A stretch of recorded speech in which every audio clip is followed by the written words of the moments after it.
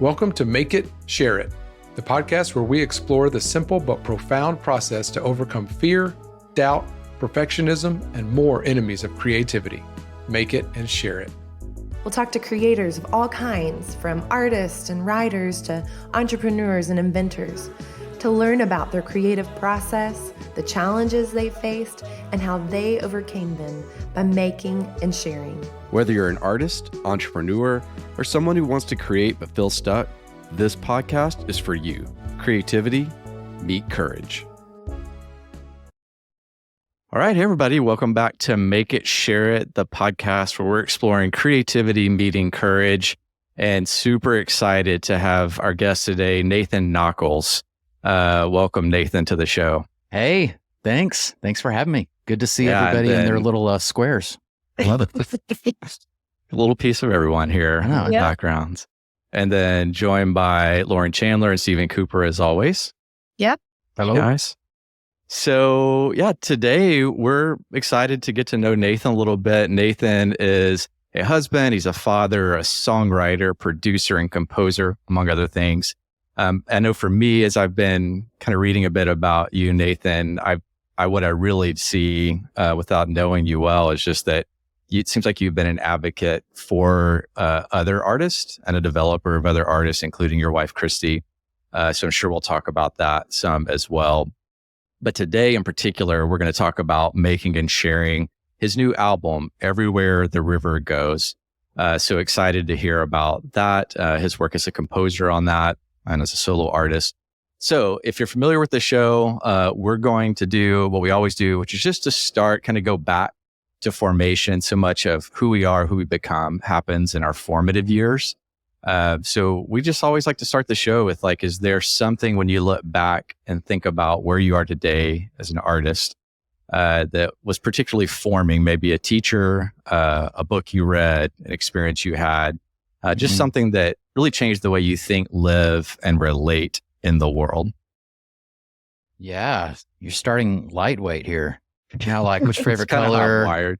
It's like, what's that one thing? And I can't ignore the Home Alone Lego house in the background there. Thank you. Because we actually put that one together this last Christmas. So I did too. Yeah. Now, did you get the light kit?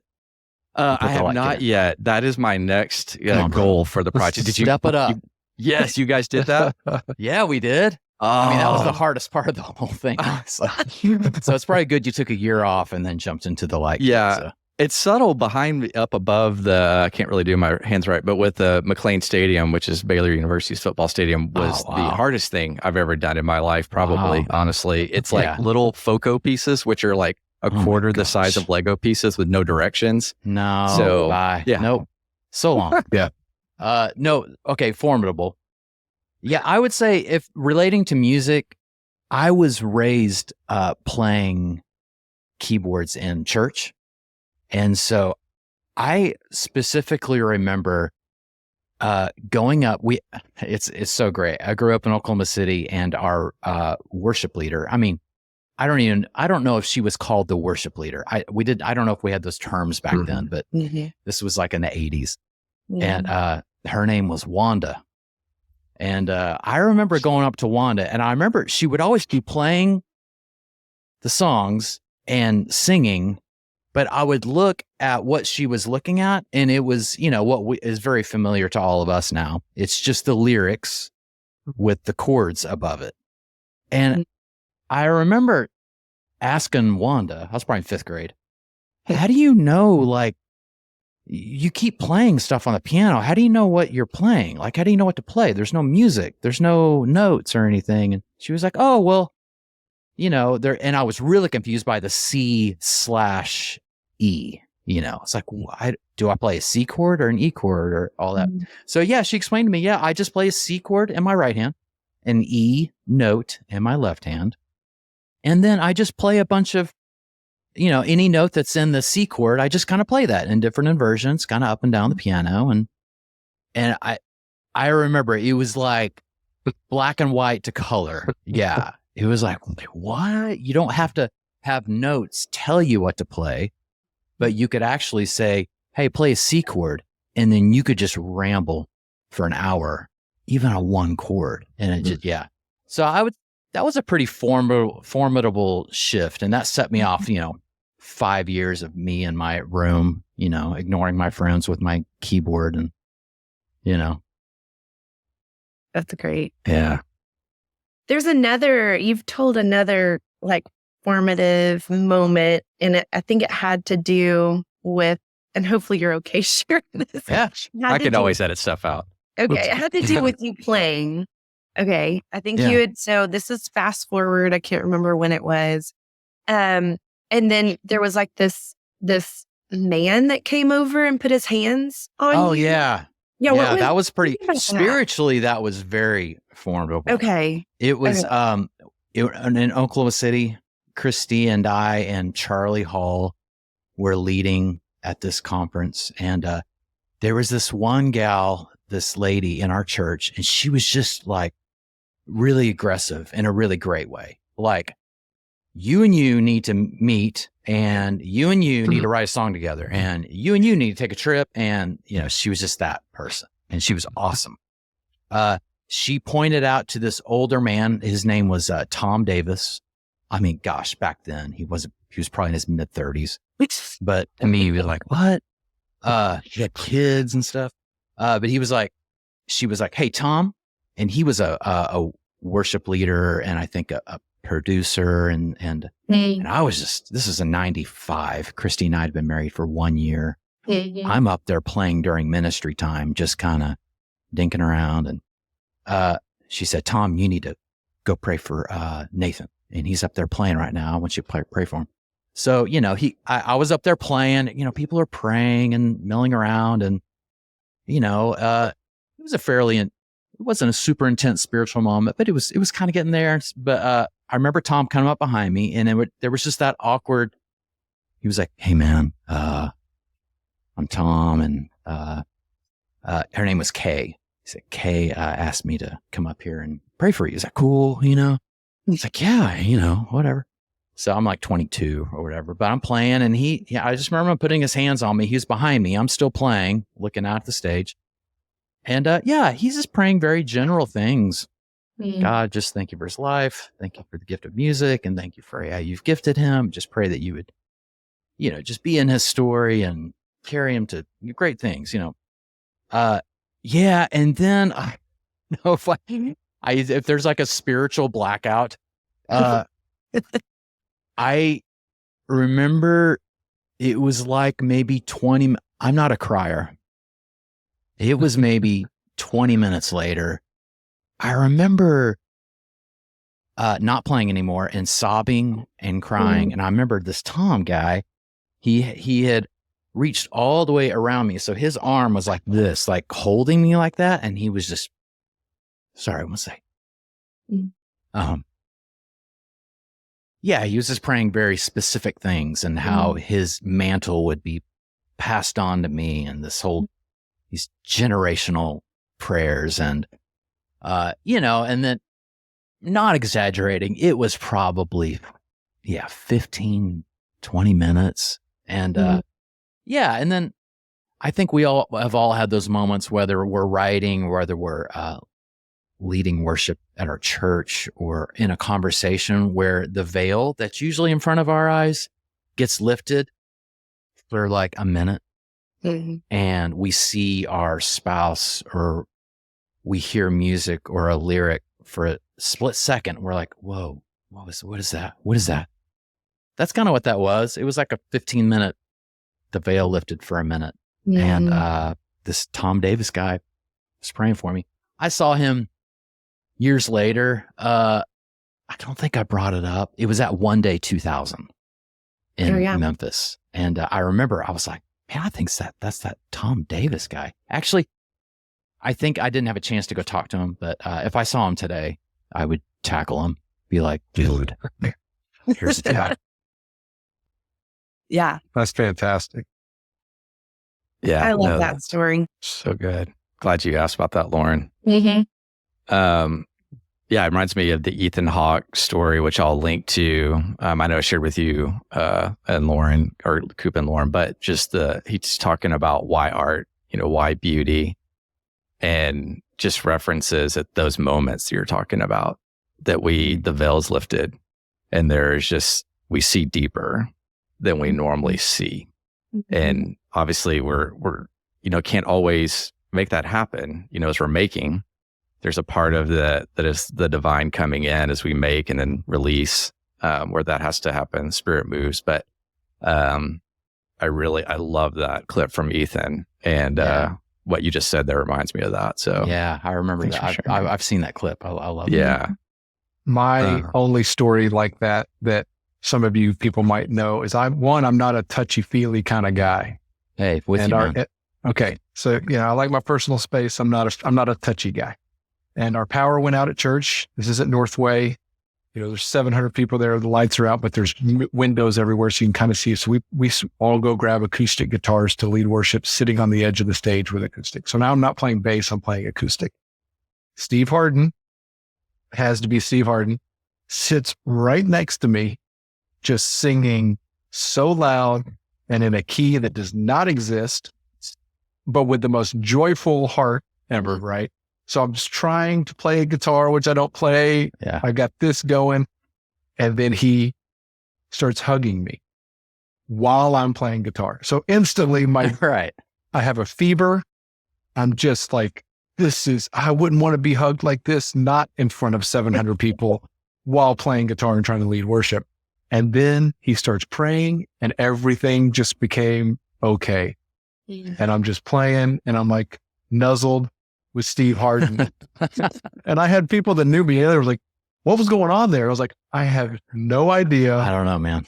But it went from my worst nightmare to amazing, like in a matter of seconds, only because it was Steve Harden.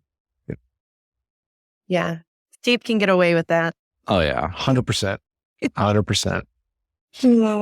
Well, so funny. Let's flash forward to this project. And I'm sure as we talk about it, we might hit some of the things all in between there. You've had a great career, and we'll link to your Instagram and some other things where people can follow you. But today we really did want to talk about the making and sharing of Everywhere the River Goes, what that experience has been like. So the first part of making, I would love just to start with, like, where did the idea come from? As you're going through your typical creative process and all the work you do, what was the spark for this album? The spark initially was Christy was writing a book, and I know, Lauren, you can super relate to this. She was having a hard time finding music or soundtracks that would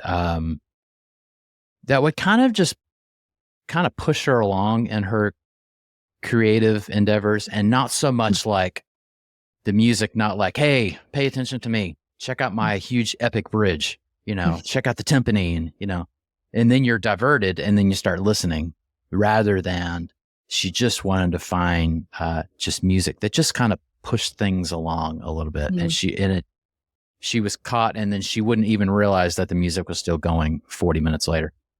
And it sounds easy, but and Lauren, Christy, she's just like, in a great way. She's got really good taste. She's just super picky. So she just doesn't listen to music. It's like, if she listens to something, it's got to be like great, on all fronts. So the tough part was like, okay, well, I think there is a gap there as far as the ministry music, or if someone would call it vibe music, or just music to drive to, or just peaceful music, or an artist to paint to.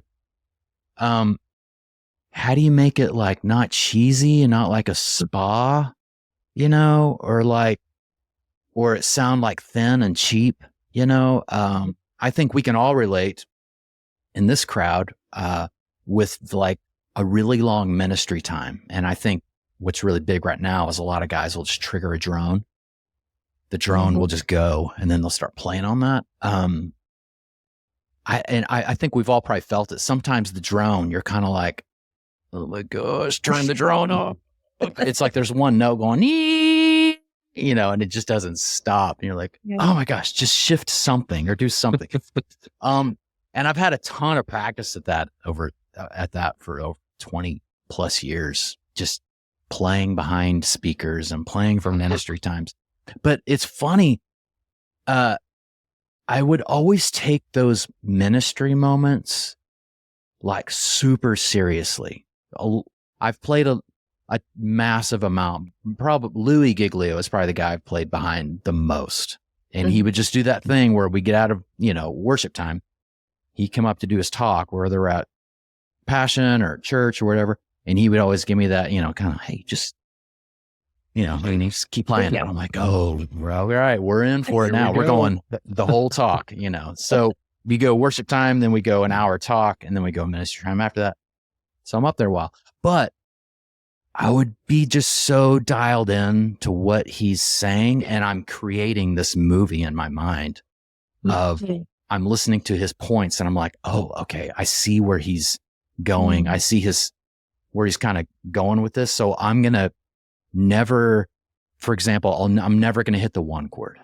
I'm just going to go 4/6, 5/7, 4, 2 minor, 6 minor, and then kind of flip around that for a while. And then when he lands on his point, I'll hit that 1, not loud, not dramatic, but I think there's a little bit of a shift, but I've been doing that for like 15, 18 years. And I'm just so like, I want it to be like, and the thing is I get off the stage and literally nobody cares. Like nobody comments. Nobody's like, dude, you hit that 1 chord. The presence of the Lord drop. No one cares, which is great. It's fine. I'm just in my own world. So all that to say, fast forward, Christy's writing book. Gosh, I wish there was music that just kind of, she was like, kind of like when you play behind people and there's something melodic about it, but it's not a fast, snappy melody. It's just a slow moving melody. And you just kind of shift here and there. And then I'll have like live, I'll have like 3 or 4 different drones that I kind of sneak in and out. Then I'll pull them all out, pull a pad up, pull the pad out. Drone number 4, kind of just, it's always kind of shifting. So she's like, there's something that's just always kind of shifting and it never stops for like an hour. So that was kind of the gauntlet. Christy's like, can you do that? Easy. And so I just kind of jumped in and that was kind of the genesis of it. And then I got into it and it was really fun. And I mean, it was maybe a week and a half. It was kind of like falling off a log. I was like, oh, wait. Yeah. And I play stuff for Christy. I'm like, is this too spa-ish? She was like, as long as you stick to like no like keyboardy sounds, like piano, cello, acoustic guitar, violin, viola. She's like, you're good, Mm-hmm. So, or she would always be like, oh, it sounds a little scary, And no, I don't want to be scary or ominous, She's like, this sounds like there's a choir or something. It's like, no, I don't. Okay. No. Yeah, because wouldn't that be the worst? You got someone locked down, they're listening to my record, they're painting, and then like they start like looking behind them. Freaked out. But I always joke like anytime I get a massage, I'm listening and I try to honor that I'm honoring some poor guy who has his master's of performance with the pan flute. Totally. And he has an MBA from like UNT. This guy was in the 1 o'clock like jazz band for the pan flute. And you listen to it, he's killing it. Killing it. It's amazing. Like, bro, you're doing such a good job. And it's just tough, man. Such a bummer. That instrument's just kind of locked into a certain thing in our psyche. And we're like, nope. Yep. Oh man, that is. I love how, even as I heard you share about what Louis wanted from you, what Christy wanted, and you even thinking through the chords, and I'm not going to ever go to the 1 because that feels resolved, how there's just the ingredients of the 2 people that really spoke or showed you something that was real formative, like Wanda. Those poor, she was like introducing you to that whole new world that you've not just lived in, you've built a whole town in, Yeah. And then Kay bringing Tom over and how I think, no one does notice, but there is something happening like in the atmosphere as you are playing that does, it does make it hospitable for like the Holy Spirit to move in. Gosh, I think about that live, like at If Gathering, at Passion. But then also now it's carried over into this project where it's not just you have to be in a live space with Nathan Nockels, but now you get to experience some of that, Yeah. you know, at the coffee shop, at desk, you know, wherever. I love how all of that is woven together in this project. Yeah. Yeah. I mean, that was the goal. And I am drawn towards, and I feel for these keyboard players that are up there, you know, playing for, you know, some many minutes, sometimes hours. And, but usually what I want to do is I want to go up there and be like, hey, snap out of it. Like, look at the people out there and like find some lady's face, you know, and look at her and see what's going on.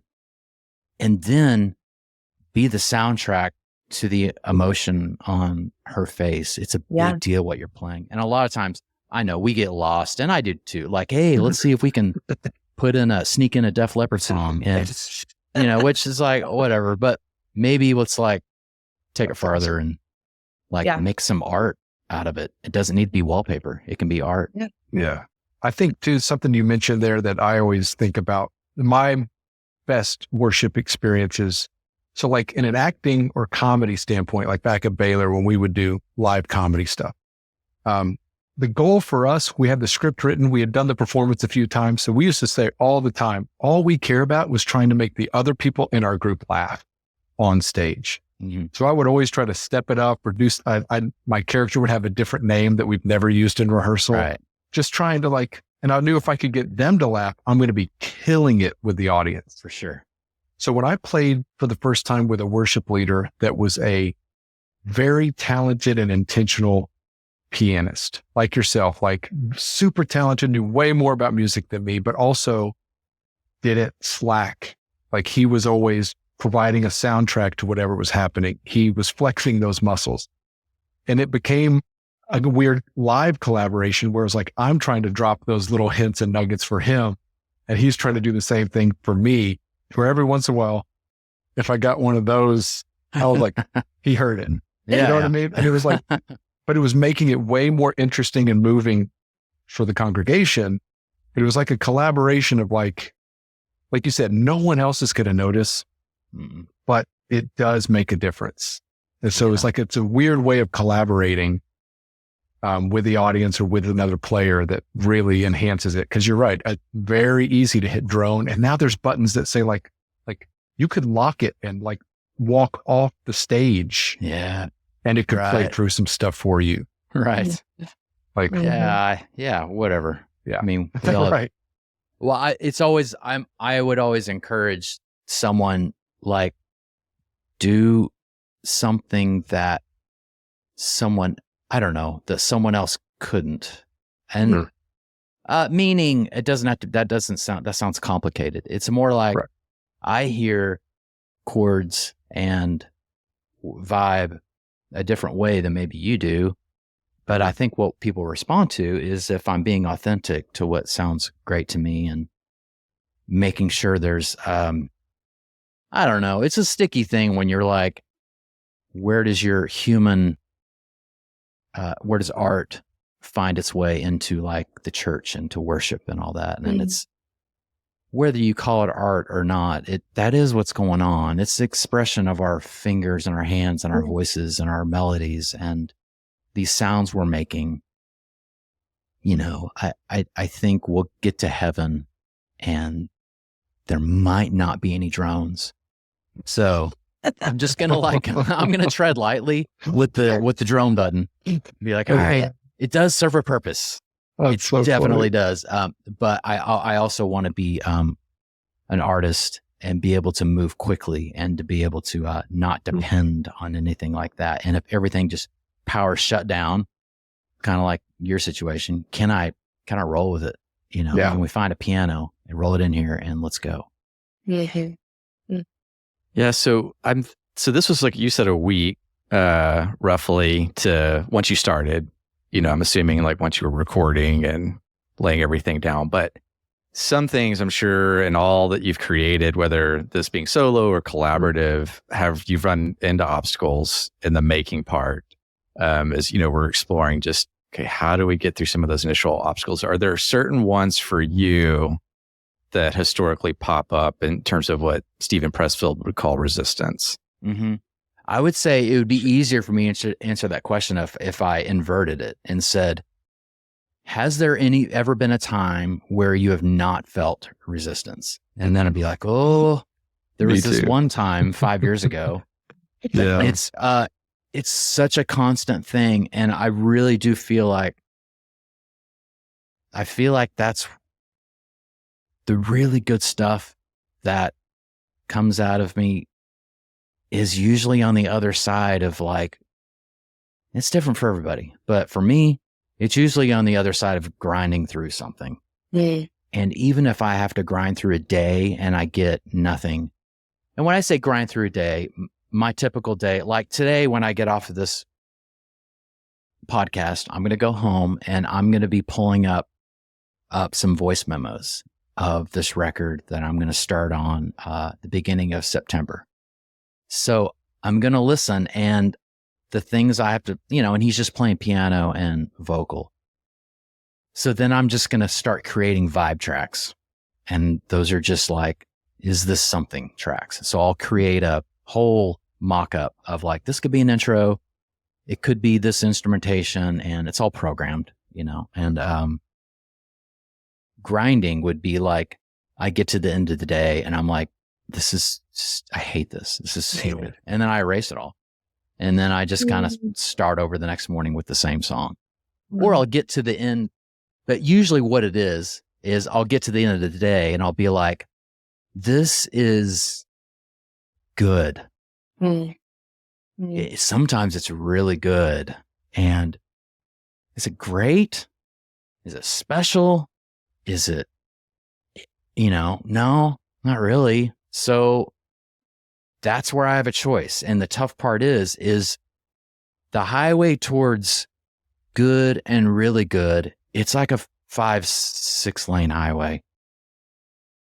I think the records that we all resonate with that have stuck with us for years and years and years were made by guys that like took the exit and they're like, no, I'm going to take this exit and I'm going to go off down this road and I don't know where it's going to end up. And I'm just going to stay on this road till I find something.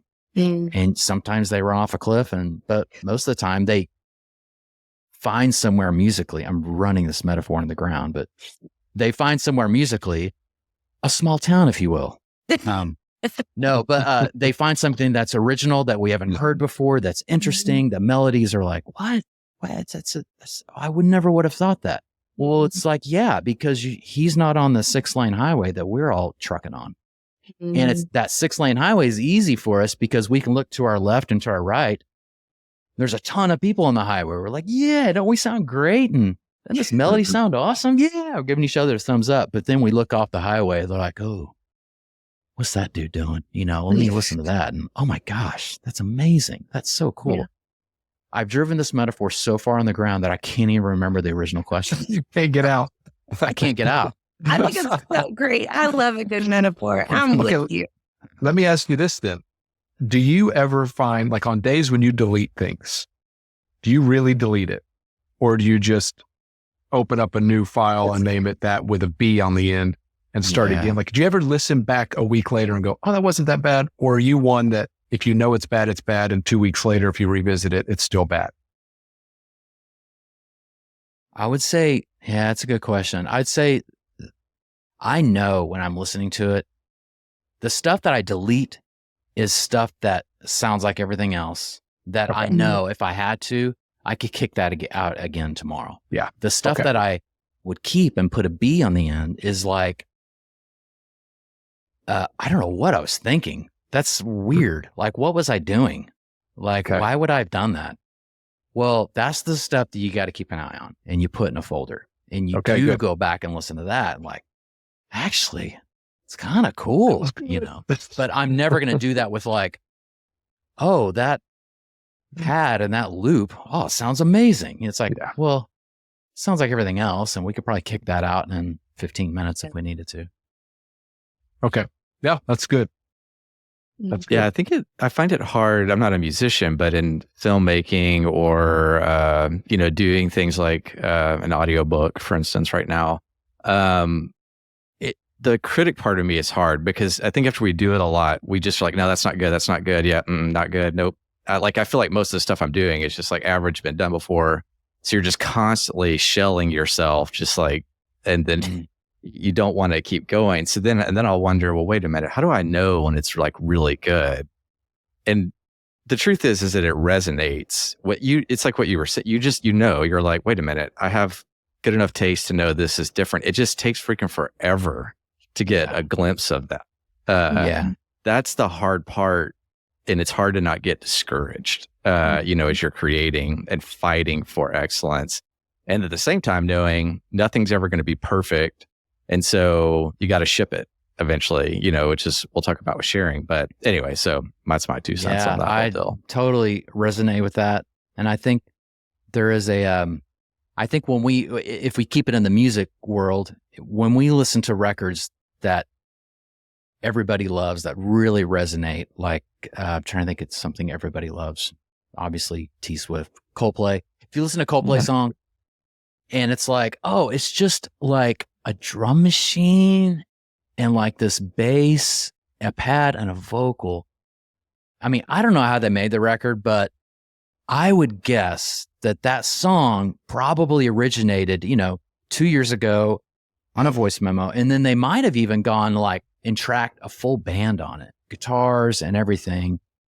And then they kind of 2 months later listen to it. I don't know if it needs drums. They mute the drums, mute the bass, but the guitar part that the guitar player played that he was playing with the drums, maybe they keep that.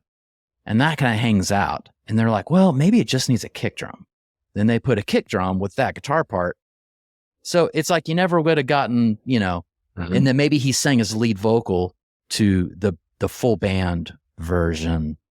But what we hear in the final version is just simply a guitar part, a pad, a kick drum, and a vocal. But he never would have gotten that crazy vocal if he wasn't singing to a band. But it's like we have to be up for like just buckling up and it's not a straight line between me and something awe-inspiring. It's just wiggles all over the place. And I fall off the cliff. I get mad. I hate this. I love this. I shouldn't do this anymore. Maybe I can make a living doing this. It's just, but we gotta be up for it. It's just, there's no straight line to it. I get that. Yeah, I love the Rick Rubin, in his early days producing, he didn't take a producer credit. He called it a reducer. So he was reduced by Rick Rubin on early albums. And he said his career has always been, he comes into demos with super talented musicians, like Red Hot Chili Peppers coming in and they have all these demos. And he said he would just start muting tracks. And the analogy he used that I've always stuck with, because I'm very guilty of it. He was like, a table needs 3 or 4 legs and that's it. And you could add 50 more legs to that table and it doesn't need it. And it doesn't make it a better table, but you could do it like, maybe it needs 2 more guitars and we'll beat and we'll do it, we'll pan them and we'll triple the vocals and make them sound huge. And he would just come right behind me, mute it all and go, what can it live without? What has to stay? Yeah. And then you start asking yourself those questions and you can get down to, I have 4 tracks and now this thing sounds amazing, but it took me way overproducing the heck out of this thing to get there. Yeah. Yeah. I resonate with that for sure. It's a pitfall that I fall into all the time. And then the next track, I try to go, well, this one I'm going to only try to do 4, as if I had an old Tascam 4-track and I'm going to start that way. And I could never get there. Yeah. So it's like, no, I'm going to have to take the long road. You got to take the long road. I know. It's just no plug in. There's no you just got to strap in and be up for it. If you're writing, if you're painting, if your 10 mess ups are going to get you to that, or 20 or 50 are going to get you to that one thing. And I've always, my son, he's 23. He's producer and he's amazing. He's more in the mainstream world and he's crazy. Like, I'm not even bragging. Even just if I didn't know him, I'd be like, okay, you're so awesome. I don't even know what you're doing. You know, it's so funny. Growing up, he would always play me tracks when he was 11, 12, 13. And, you know, they'd be all EDM-y, you know, all these like rises and these, you know, Skrillex vibes. I'd be, buddy, that's great, man. You know, it's awesome. But just in the past couple of years, it's funny. He'll play me stuff and I'm like, I don't even know where you started. Like, usually I can decipher a song. Like, yeah, they started with that thing, probably put that. That's how they put it. I was like, dude, I don't even know how you put that together. I don't even know what's happening. Where's the downbeat? You know, he's like, I was like, it's so cool, melodic and joyful. And he was like, really? I mean, yeah, really. It's stupid, you know. But yeah. Anyway, it's all. I love the producer. Yeah. That's such a good thought. I fight it every time I sit down. Usually it doesn't. It's not going to need more. It's probably going to need less. Yeah, it's good. So you've made it in this particular album. What's sharing like been for you on this one? You know, as other people are hearing it and sending it out into the world. You know, again, for some of us, that's a super scary time. You're just like, man, I really poured myself into this, and now we'll see if people respond to it, which we obviously have zero control over. So what has it been like sharing Everywhere the River Goes? Yeah, it's been great. I've had years and years and years of experience putting records out with my name on it, but my name's always on the back, you know. Someone else's name was on the front. So if it goes really well, it's like I get emails, I get calls, and you know, I'm like, hey, if it's, you know, not great, doesn't go well, and we spend a ton of money, then I'm kind of like, you know, hey. Slowly backs away for those just No, I don't. But it's not me taking a hit, basically. Yeah. So I think with this thing, it was the first time, to your point, that like, oh wait, there's nobody else. And since there's nothing else really going on except for me on the record. It's a little weird. And I'm like, maybe people won't. And then it's funny though, to your point, my biggest fear out of this whole thing, because I had this project and then I had this other project going on that I'm almost done with. That's much more like complicated. It's much more like movie-ish. It's got defined melodies and a lot of out-of-town chords. And I got other musicians playing on it, and but the Everywhere the River Goes is like, it's just very simple. It's just not much going on. It's just like a little bubbling stream. And Christy was like, you should put that out first. So honestly, it's probably my biggest fear. Like, is it like too simple? Is it like, is there enough going on? You know, and that was kind of scary. And are people going to be like, meh, you know, it's just like, it's vanilla ice cream, you know, okay, great. So I had to back to a Rick Rubin vibe.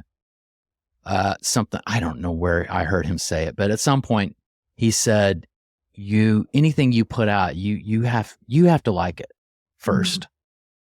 You can't make art hoping someone else is going to like this. Like, what are they going to like? And I'm going to make it according to what I think they might like. And hey, do you like it? I have to make something, create something. Okay, I like it. It's simple, but I like it.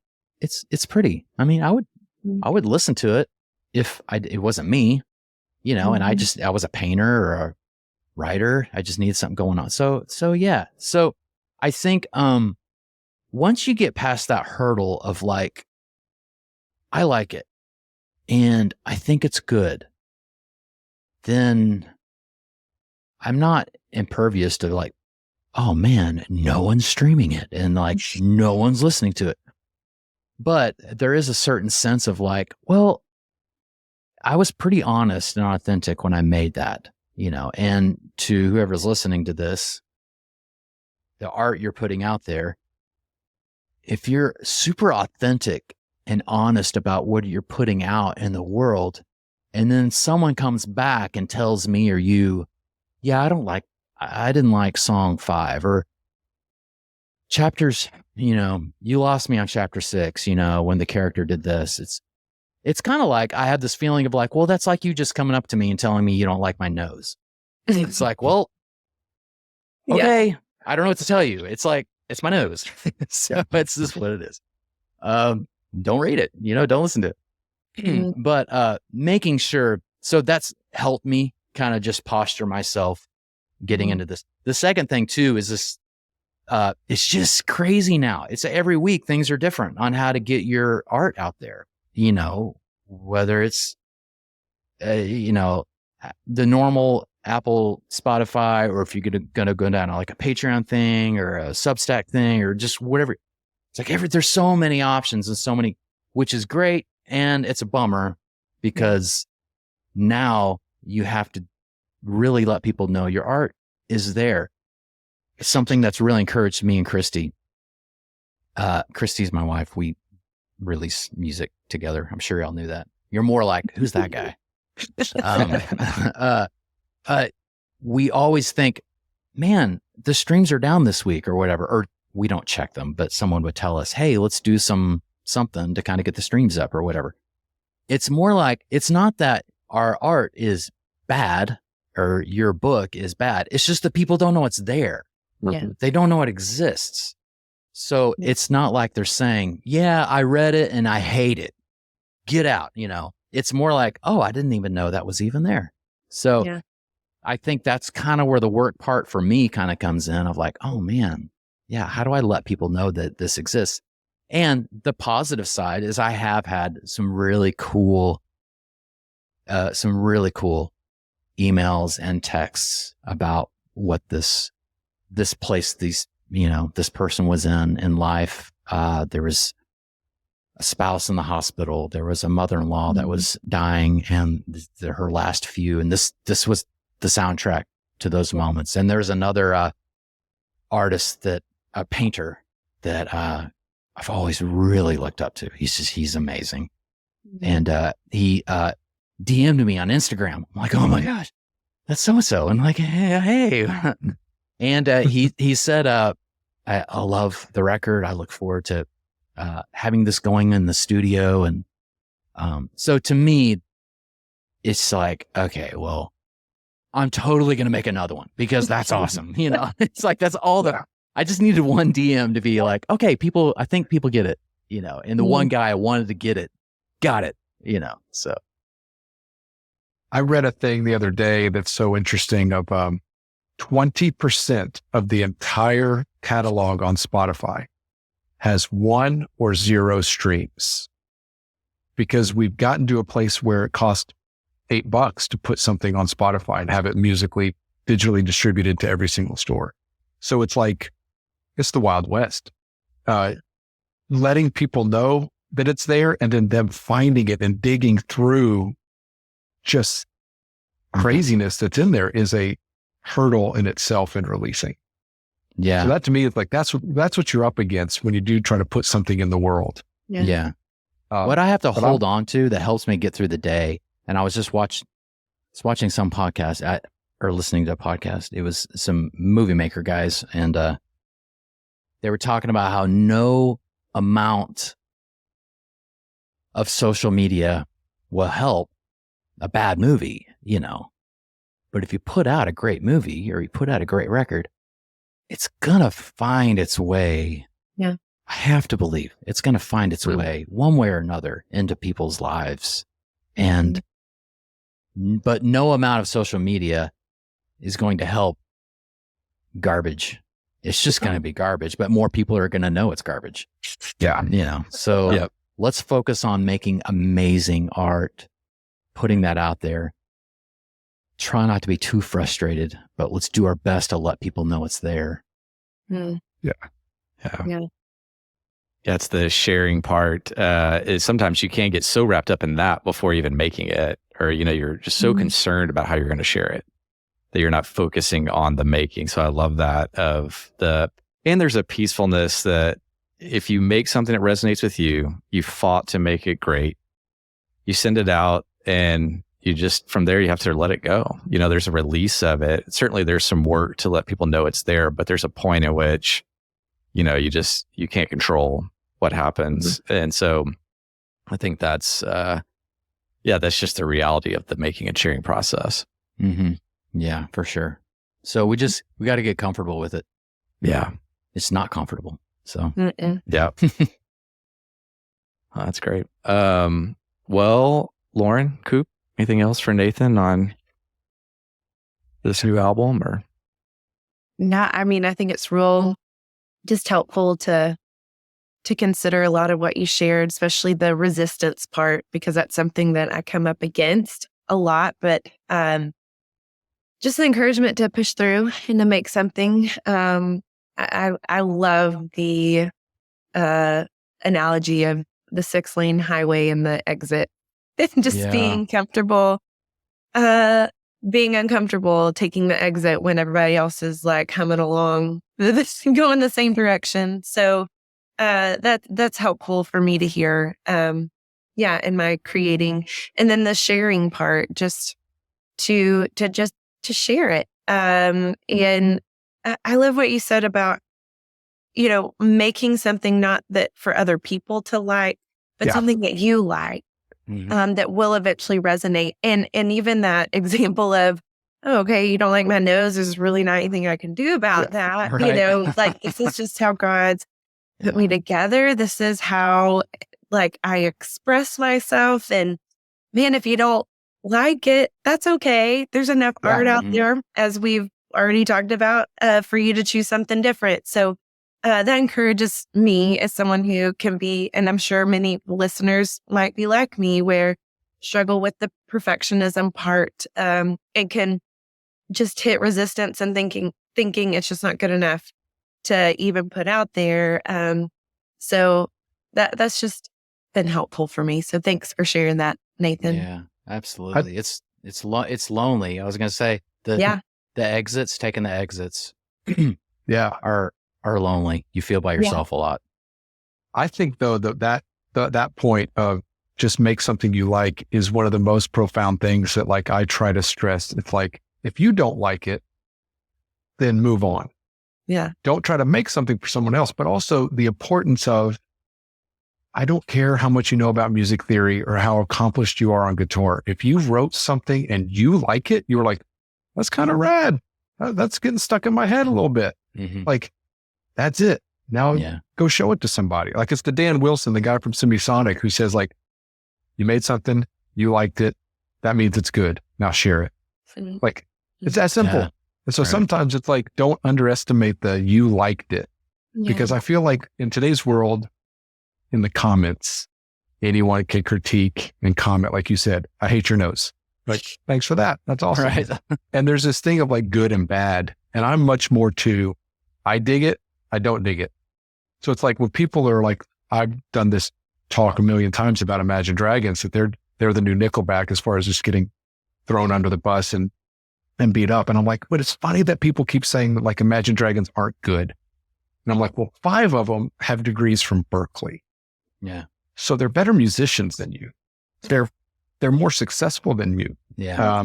They're, you know what I mean? Like, don't say they're not good. Right. Like, what are we talking about here? Like, you just don't dig it. And that's totally fine. And guess what? In that time, you went off to tell us how much you don't like Imagine Dragons. Why don't you go listen to something you do like? Right. That seems more productive. And tell us about that. Yeah. And tell us what you like. Yeah. So I'm always like, man, so there's something crazy about the I like it line that is super simple and crazy profound. Yeah. That can solve a lot of problems. Yeah. Yeah. Yeah. Amen. Yeah. Okay. So again, the album is everywhere the river goes. It's on Apple, it's on Spotify. I'm sure it's where you like to listen to music, Amazon, wherever you like to listen to music, you can find it. Nathan, is there a specific social handle or anything like that you'd want people to use to follow you? Just on Instagram, it's just my name. Great. Nathan Nockels. Yeah. All right. Simple. I love it when I tell people my email. They're like, oh man, you must have been like one of the originals. Like, I don't want to have like 65439, whatever. So simple. Nathan Nockels. Perfect. Cool.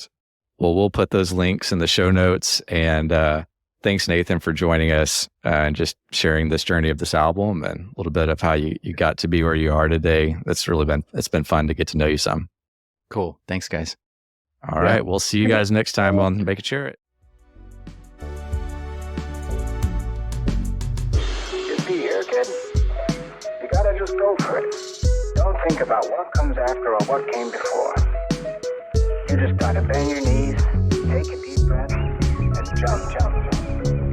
And you might think, what if I fall? Well, what if you don't?